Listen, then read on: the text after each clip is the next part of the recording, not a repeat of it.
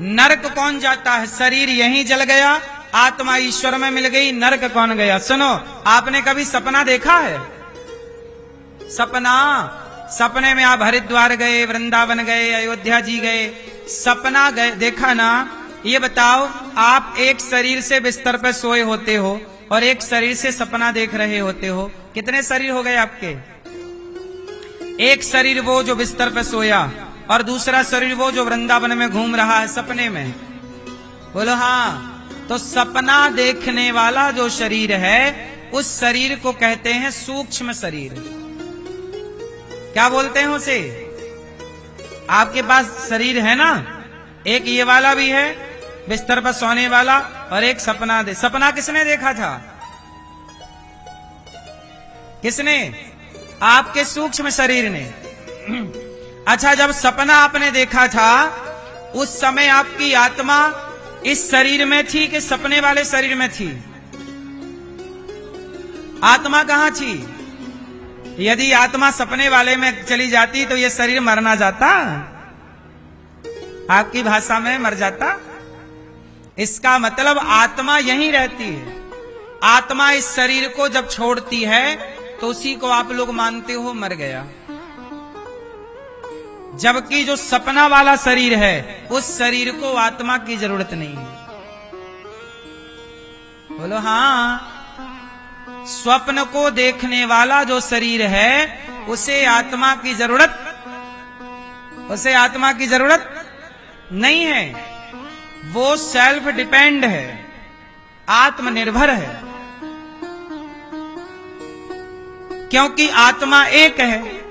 और आप एक शरीर सोया था कमरे के अंदर और एक घूम रहा था वृंदावन में, तो आत्मा तो या उसमें होती तो ये मर जाता, और इसमें है तो वो चल रहा है। इसका मतलब वो सेल्फ डिपेंड है। क्यों? क्योंकि उसमें मन प्रधान है। क्या प्रधान है? सूक्ष्म शरीर बनता है 4 चीजों से, मन, बुद्धि, चित्त, अहंकार। जब आप सपना देखते हो तो वो मन में सोची गई बातें सपने में दिखती हैं। अक्सर सपने में क्या दिखता है?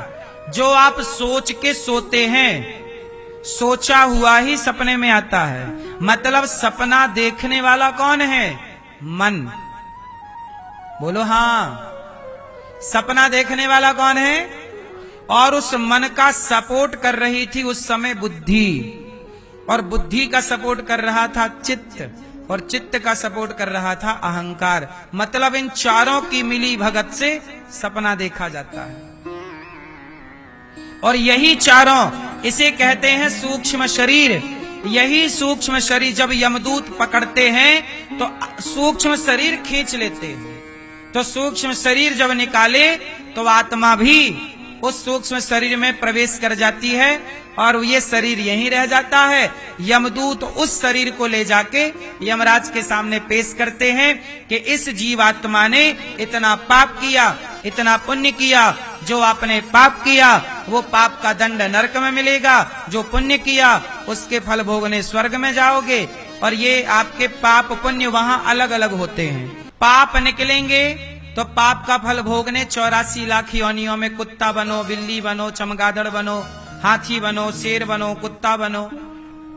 यही सब 84 लाख योनियां ही नरक है, यही भोगना पड़ता है आके। जो मच्छर है, नाली का कीड़ा देखा कि नहीं? मैया नाली का कीड़ा देखा? तो आप नाली का कीड़ा देखती रहती हो? हाँ? नहीं, आप कह रही ना हमने देखा। तो बैठी देखती रहती हो क्या? अच्छा, उसी के पास रहती हो? लो, मतलब वो आपका पड़ोसी है। सही है, सही है, सही है। सुनो, तो नाली का कीड़ा जो है ना, वो कभी मनुष्य ही था। बुरे काम किया तो नाली का कीड़ा बन गया। हम भी बुरे काम करेंगे तो नाली का कीड़ा बनना पड़ सकता है, कुत्ता बनना पड़ सकता है। इसलिए कहता हूं, बुरे काम से बचो। बुरे काम करोगे तो 84 लाख योनियों में जाओगे। इसलिए आपके कर्मों से आपने जो किया है वही आपको मिलना है और कुछ ना मिलेगा। जो यहाँ बोया है वही काटने को मिलेगा। बुरा किया तो बुरा पाओगे, भला किया। इसलिए कहता हूं अच्छा करो। किसी को एक थप्पड़ मारा होगा ना तो आपको भी कोई एक थप्पड़ मारेगा जरूर। आपने किसी के बेटे को मारा होगा तो आपके बेटे को कोई मारेगा। आपने किसी की पत्नी को मारा होगा तो आपकी पत्नी को कोई मारेगा। आप किसी स्त्री का घर बिगाड़ोगी कि तेरे पति पे हम डोरे डाल लें तो तुम्हारा भी कोई घर बिगाड़ देगा, है ना। तुम किसी स्त्री का घर बिगाड़ोगे तो तुम्हारा भी कोई घर बिगाड़ेगा, क्योंकि ये देखो प्रकृति का नियम है। एक साधु थे, एक गांव में गए, एक संत जी एक गांव में गए तो गांव वालों ने हाथ जोड़ा, कहा महाराज हमारा गांव बचा लो, हमारा गांव बड़ा संकट में है। तो संत ने बोला कौन सा संकट आपके गांव में आ गया? बोले हमारे गांव में एक वैश्या आ गई है, पर वो वैश्या गांव के बच्चों को बिगाड़ रही है। तो संत जी ने कहा ठीक है मैं उस वैश्या को ठीक करता हूं। तो संत जी ने उस वैश्या के घर के सामने अपनी घास की कुटिया बना ली और साधु जी राम राम कृष्ण कृष्ण राम राम कृष्ण कृष्ण जपने लगे, सीताराम राधे श्याम। अब वो वैश्या, उसके जो ग्राहक आए, उसके जो लोग आए, वो बड़े डिस्टर्ब होने लगे बाबा जी के कीर्तन से। तो एक दिन वैश्या ने अपने यार से कहा कि बाबा की कुटिया जला दो। तो वैश्या के यार तो यार हैं, गए और बाबा की कुटिया में माचिस मार दी। बाबा की कुटिया जल गई, लेकिन जली तो भगवान ने हवा चलाई, पर हवा चली तो आग है, उड़ उड़ के उस वैश्या के घर में भी चली गई। उसका भी घर लकड़ी का था, उसके घर में भी आग लग गई, उसका भी घर जलने लगा। वैश्या दौड़ी दौड़ी आई, बाबा आपने मेरा घर जला दिया। संत ने कहा देख ऐसा नहीं है, तेरे यार ने मेरा घर जलाया तो मेरे यार ने तेरा घर जला दिया। आप किसी का घर जलाओगे, आप किसी का घर बिगाड़ोगे, आप किसी की पत्नी को बिगाड़ोगे, किसी के पति को बिगाड़ोगे, किसी का बसा बसाया घर बिगाड़ोगे तो तुम्हारा भी बिगड़ेगा। यदि आज तुम्हारा कुछ बिगड़ा है तो जरूर तुमने कभी किसी का बिगाड़ा होगा, ये उसी का फल है। इसलिए चुपचाप भोगो अपना फल और अब ना बिगाड़ो किसी का। यदि अब बिगाड़ोगे तो आगे का भी आपका सब बिगड़ जाएगा। जैसी करनी वैसी, पेड़ बोए बबूल का तो आम कहां से आए। व्यक्ति जो बोता है वो पाता है। बोलो हाँ।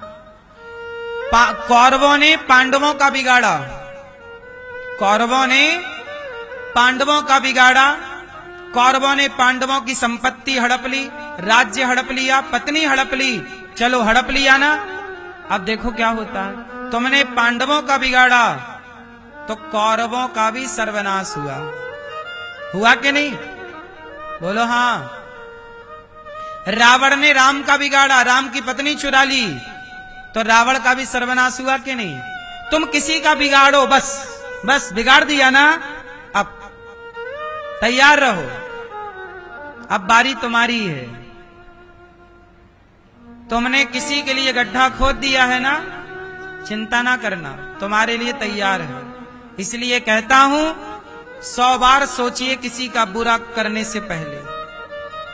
क्यों करना है बुरा? क्या मिलना है हमें?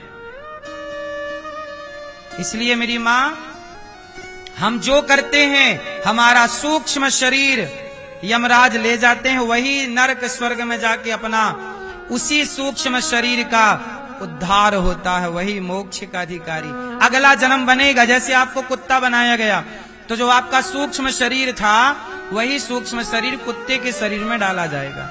इसलिए कुत्ते का शरीर तो कुत्ते का है, पर जो उसमें सूक्ष्म शरीर है वो आपका है। अनिरुद्धाचार्य के अंदर भी एक सूक्ष्म शरीर है, आपके अंदर भी सूक्ष्म शरीर है। हर योनि में आपके शरीर बदलेंगे, स्थूल शरीर बदलेंगे, पर सूक्ष्म शरीर वही रहेगा। और वही शरीर 84 लाख योनियां भोगता है। इसलिए कहते हैं उस सूक्ष्म शरीर का कल्याण करने के लिए मन को भगवान में लगा। इसलिए कहते हैं शरीर को भगवान में ना लगाओ, मन को भगवान में लगाओ, क्योंकि मन का ही उद्धार होता है, मन की ही दुर्गति होती है। वो सूक्ष्म शरीर जो था, सपना जो देख रहा था, वो कौन था? कौन था? सूक्ष्म शरीर था, मन था। इसलिए कहते हैं माया मरी ना मन मरा, मर मर गया शरीर, आशा तृष्णा ना मरी, कह गए दास कवि। इसलिए अपने मन को निष्काम करो। कोई कामना, जिसका मन निष्काम है, भगवान में लगा, उसका मन पवित्र होकर वह मोक्ष का अधिकारी हो जाएगा, ईश्वर तक पहुंचे। वरना भटकता रहेगा 84 लाख योनियों में।